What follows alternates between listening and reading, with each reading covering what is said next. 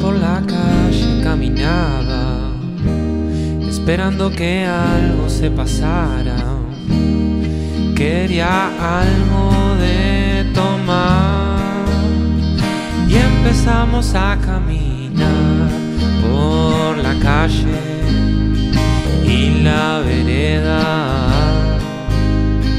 Íbamos de cordón en cordón y empezamos acercar,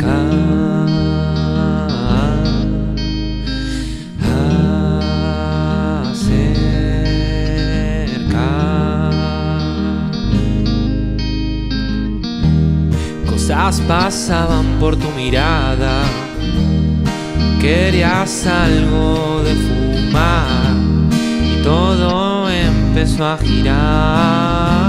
Empezamos a hablar un poco más. Me encantaba cómo andabas, cómo hablabas, te vestías, producías, maquillabas, te volvías a cambiar y después a desquitar.